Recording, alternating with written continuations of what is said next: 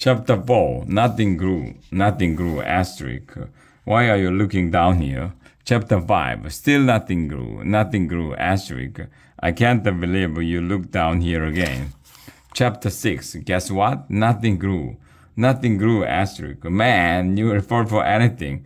But you can tell your teacher that you finished reading 3 whole chapters in a few seconds. You must be a speed reader. Chapter 7.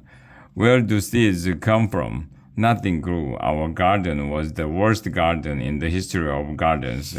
The next day, Miss Nicole arrived on her tractor, wearing a t-shirt that said, I'm rooting for you on it. Well, the tractor wasn't wearing the t-shirt. Miss Nicole was. It would be weird for a tractor to wear a t-shirt on any kind of clothing. Miss Nicole had a box with her.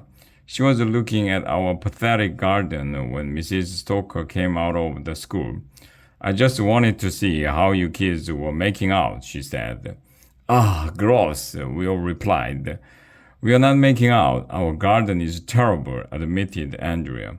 Gardening can be very difficult, said Mrs. Stoker. One time I tried growing fungi, but it didn't grow at all. I guess there was mushroom for improvement.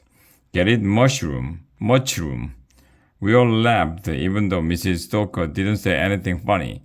Yeah, she continued. I know a guy who dug a deep hole in this garden and filled it with water. I think he meant well. Get it? But seriously, his whole garden flooded.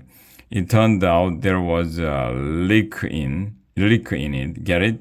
There was a leak in the garden, asterisk. Who knows, there were so many gardening jokes. She kept telling jokes for a while.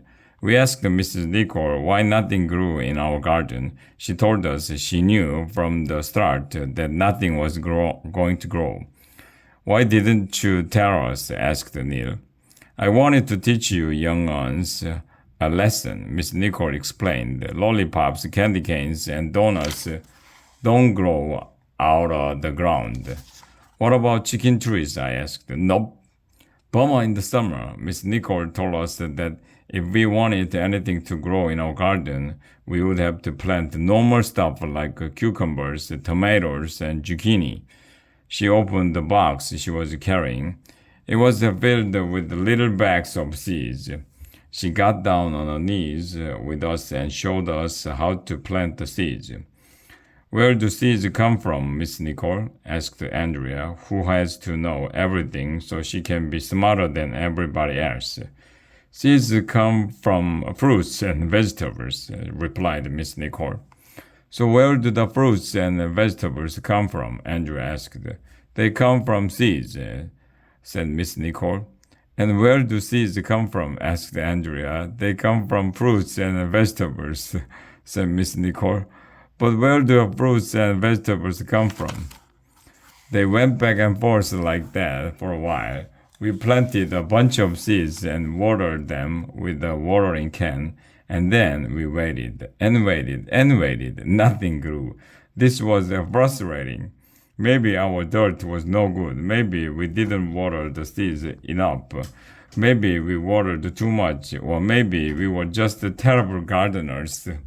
That afternoon in class, we were talking about all this stuff, and you'll never believe who walked into the door at that moment. Nobody who walks into doors.